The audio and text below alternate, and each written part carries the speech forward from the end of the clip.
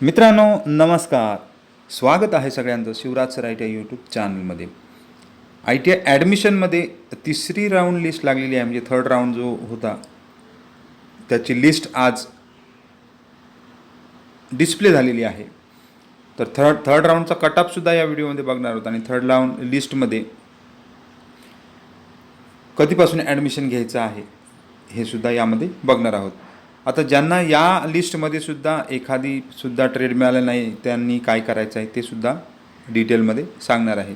तर व्हिडिओ शेवटपर्यंत बघत राहा आणि व्हिडिओ आवडल्यास लाईक शेअर कमेंट करायलासुद्धा विसरू नका. सबस्क्राईब केलं नसेल तर आताच सबस्क्राईब करून घ्या, म्हणजे तुम्हाला सगळे अपडेट्स लगेच मिळत जातील. तर आपण जाऊ ट्रेडमधील एखाद्या जो कटऑफ आहे. तर लिस्ट लागलेली आहे यावेळी. तर लिस्टमध्ये तुम्ही प्रत्येक ITIला आता लिस्ट डिस्प्ले केलेली आहे. तुम्हाला त्या ठिकाणी SMS सुद्धा आलेला असेल. आता बऱ्याच विद्यार्थ्यांना SMS येत नाही, तर त्यांनी आपल्या अकाउंटला जाऊन लॉग इन करून चेक करायचं आहे की तुम्हाला अलॉटमेंट सीट कोणती आहे. तर त्याच्यासाठी तुम्हाला लॉग इन करावं लागेल. तर मी लॉग इन करून घेतो. आता लॉग इन करताना तुम्हाला admission.dvet.gov.in ज्या वेबसाईटवर आपण फॉर्म भरलेला आहे तिथेच जायचं आहे. त्यामध्ये कॅन्डिडेट लॉग इन जो आहे, तर याच्या अगोदर मोबाईलमध्ये करत असाल तर ह्या 3 डॉटवर जाऊन तुम्ही डेस्कटॉप साईट हा ऑप्शन निवडायचा आहे. या 3 डॉटवर गेल्यानंतर इथे डेस्कटॉप साईट म्हणून एक ऑप्शन आहे, त्यामध्ये टच करायचं म्हणजे तुम्हाला कम्प्युटरसारखा व्हर्जन दिसेल. तर यामध्ये तुम्ही कॅन्डिडेट लॉग इनमध्ये जा, तुमची डिटेल टाका. रजिस्टर कॅन्डिडेट लॉग इनमध्ये यामध्ये जा आणि तुमची डिटेल टाकून तुमचा डिटेल म्हणजे त्या ठिकाणी रजिस्ट्रेशन नंबर आणि तुम्ही ठेवलेला पासवर्ड टाकून आणि हा जो कॅप्चा दिसतोय तो या ठिकाणी एंटर करून लॉग इन करून घ्या. आता हे लॉग इन झालेलं आहे. तर लॉग इन झाल्यानंतर तुम्हाला बरेच टॅब दिसत आहेत. होम आहे, रिसिप्ट आहे, सर्च ITI आहे, ॲडमिशन ॲक्टिव्हिटी आणि इम्पॉर्टंटली. तर तुम्हाला ह्या ॲडमिशन ॲक्टिव्हिटी या टॅबला जायचं आहे. ॲडमिशन ॲक्टिव्हिटीमध्ये जा. तिथे तुम्हाला अलॉटमेंट लेटर म्हणून जो ऑप्शन आहे त्यावर क्लिक करा. तर ह्या अलॉटमेंट लेटर या ऑप्शनला क्लिक केल्यानंतर तुम्हाला तुमचं कोणता ITI लागलेला आहे तो त्या ठिकाणी तुम्हाला दिसेल. तर या अलॉटमेंट लेटरनुसार तुम्ही तुमच्या सिलेक्ट झालेल्या ITIला जाऊन ॲडमिशन घ्यायचं आहे. तर अशा प्रकारे प्रोसेस असते. तर इथे क्लिक केल्यानंतर तुम्हाला जर सीट लागली असेल तर दिसणार आहे, किंवा तुम्हाला जर ह्या राऊंडमध्ये सुद्धा सीट लागली नसेल तर तुम्हाला नॉट अलॉटेड म्हणून येणार आहे. तर इथे कसं येतं आहे, तर you are not allotted seat in this current round. तर ज्यांना लागलेला नसेल त्यांनी काय करायचं आहे ते सुद्धा इथे आपण बघणार आहोत. तर हा मेसेज आला म्हणजे त्या ठिकाणी तुम्हाला अद्याप ह्या राऊंडमध्ये सुद्धा त्या ठिकाणी सीट मिळालेली नाही.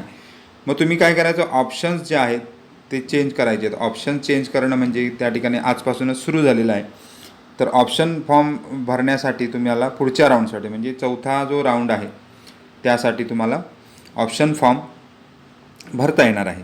आता ऑप्शन फॉर्म भरणे म्हणजेच काय, तो जुना जो फॉर्म आहे तुम्हाला आता किती सीट्स शिल्लक आहेत ह्यासुद्धा दिसणार आहेत.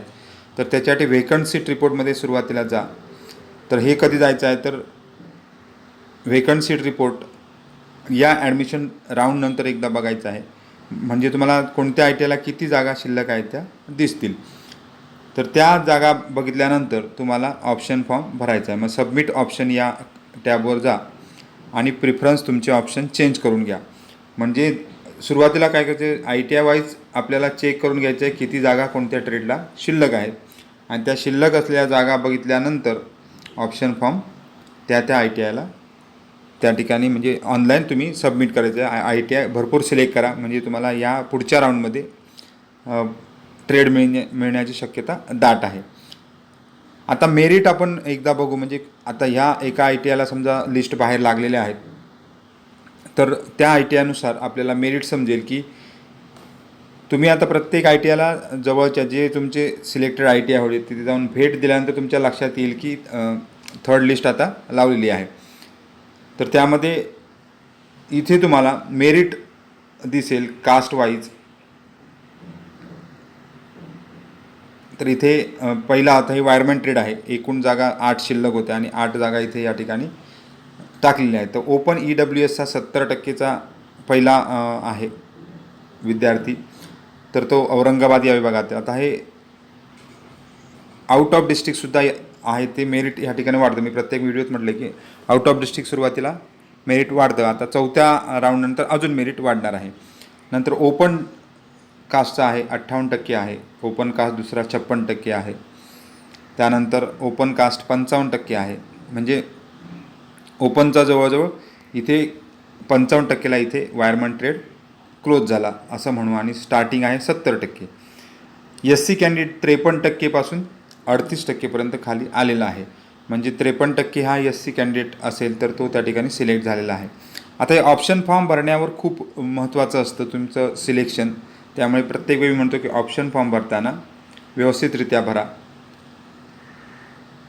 आणि 53% आणि त्या ठिकाणी शेवटी 38, म्हणजे SC कॅन्डिडेट हा 38%पर्यंत क्लोज झालेला आहे.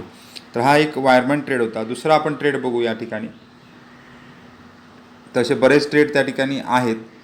थर्ड राऊंड या ठिकाणी कोपा आहे. कोपामध्ये सुद्धा मेरिट हाय गेलेला आहे बऱ्याच वेळा. तर या ठिकाणी आपण बघत असाल एकूण रिक्त जागा त्या ठिकाणी या राऊंडला 22 दिसत आहेत तिथे वरती. तर 22 जागामध्ये ओपन कॅटेगरी 79% इथे दिसत आहे ओपन कॅटेगरी.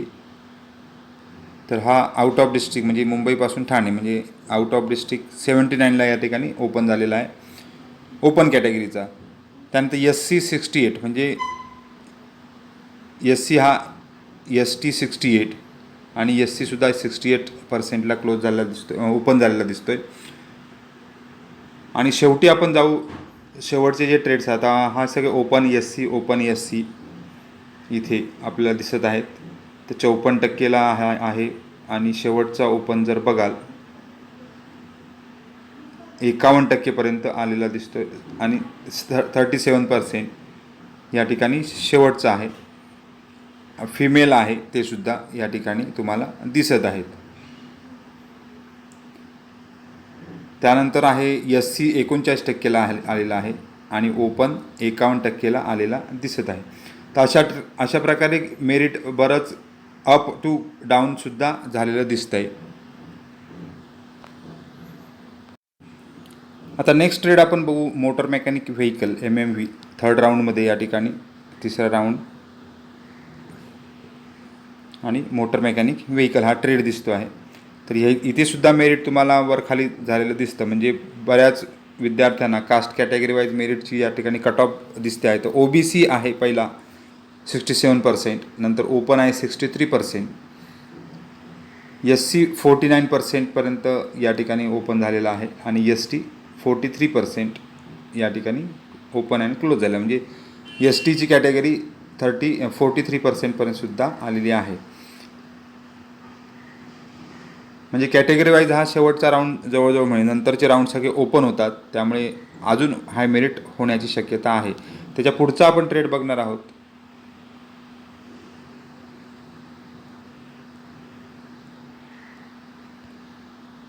इलेक्ट्रिशियन आहे. तर त्या ठिकाणी थर्ड राऊंडमध्ये इलेक्ट्रिशियन या ट्रेडला आपण कट ऑफ थोडंसं बघू. म्हणजे तुमच्या लक्षात येईल आपल्याला.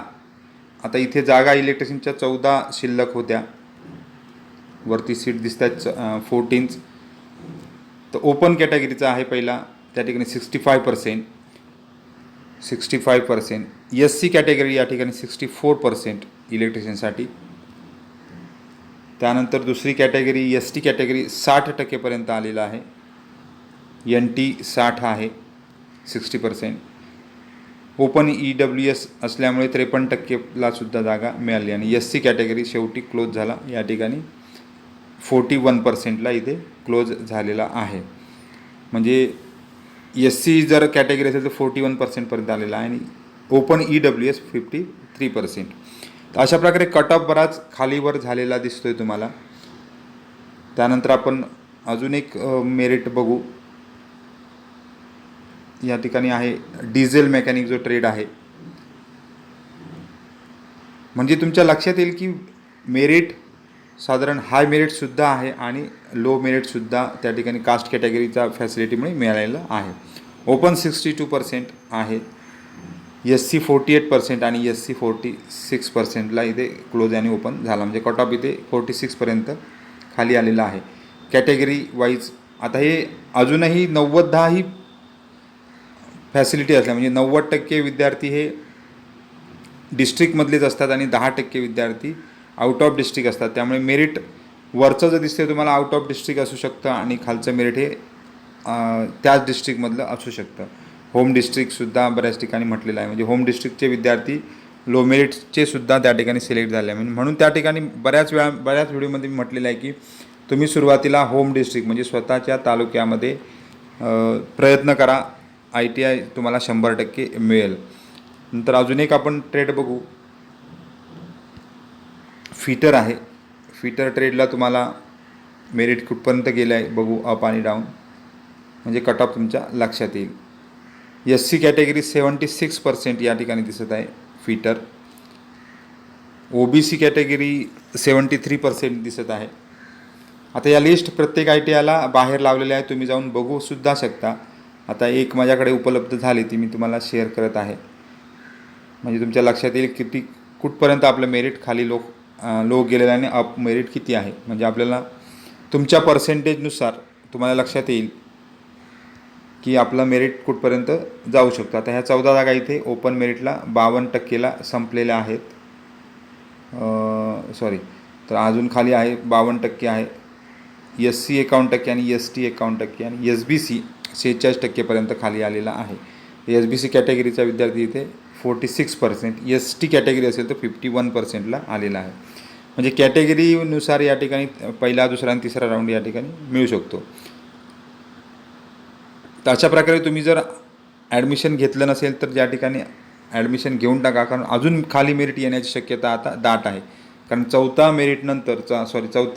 राऊंडनंतर मेरिट अजून हाय जाणार आहे, कारण पूर्ण बंदी जी आहे, म्हणजे त्या ठिकाणी 90% आणि 10% जी ऑप्शन आहे ते कॅन्सल केले जातात. म्हणजे तुम्हाला ओपन मेरिटने पूर्णपणे तुम्हाला ओपन मेरिटने यावं लागतं. त्यामुळे ह्या ठिकाणी मेरिट अजून हाय होणार आहे. त्यामुळे ज्यांना जो ट्रेड मिळाला तो आता घ्यायला हरकतच नाही, कारण पहिले जे ऑप्शन्स आहेत म्हणजे नियमानुसार, आता पण नियम आपण बघू त्या ठिकाणी.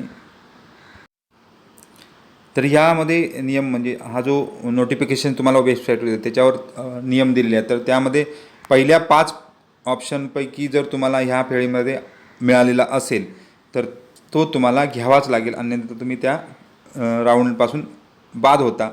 त्यामुळे उद्यापासून म्हणजे 17 ऑगस्टपासून तुम्हाला ॲडमिशनला जायचं आहे. ज्यांना पहिल्या 5 विकल्प म्हणजे पहिले 5 जे विकल्प आहेत त्याच्यातलं ट्रेड मिळालं असेल तर तुम्ही त्या ठिकाणी घेऊ शकता. अन्यथा तुम्ही 6 ते 100मध्ये जर असेल, जर तो समजा विकल्प क्रमांक तुमचा 6 आहे तर तुम्ही थांबू शकता. पण तुमचा विकल्प म्हणजे ऑप्शन नंबर 5 असेल तर तुम्ही त्या ठिकाणी रेडी व्हायचं आहे आणि ॲडमिशन घेऊन टाका. कारण आत्ता थांबण्यात अर्थ नाही, कारण त्या ठिकाणी बऱ्याच जागा म्हणजे आता 95% जागा आता भरल्या जातील ह्या राऊंडला आणि उरलेल्या 5% जागा म्हणजे तुम्हाला पुढच्या राऊंडसाठी मिळतील. आणि त्या जागासुद्धा कशा असतात तर रेप्युटेड ट्रेडच्या खूपच कमी असतात आणि इतर ट्रेडच्या ज्या आहेत, जे पसंतीचे ट्रेड नसतात असे ट्रेड त्या ठिकाणी शिल्लक असतात. पण ट्रेड सगळे चांगलेच आहेत. त्यामुळे तुम्ही प्रत्येक ट्रेडमध्ये स्वतःचा इनपुट किती द्याल त्याच्यावर तुमचा ग्राफ असणार आहे. त्यामुळे ज्यांनी अद्याप अर्ज भरलाही नसेल त्यांनी 27 ऑगस्टपर्यंत अर्ज भरून घ्या. आणि इतर ज्या ऑफलाईन फेरी असणार आहेत म्हणजे समुपदेशन फेरी आपण त्याला म्हणतो, त्या समुपदेशन फेरीसाठी तुम्ही पात्र आहात. त्यामुळे अर्ज भरणाऱ्या विद्यार्थ्यांना पुढच्या राऊंडमध्ये ज्या राहिलेल्या शिल्लक जागा असतात त्या तुम्हाला मिळतात. त्यामुळे नाराज व्हायचं नाही आहे. तर तुम्ही अर्ज भरलेले जे विद्यार्थी असेल त्यांनीसुद्धा रेडी राहायचं आहे. तर सगळ्यांना खूप खूप शुभेच्छा आणि धन्यवाद.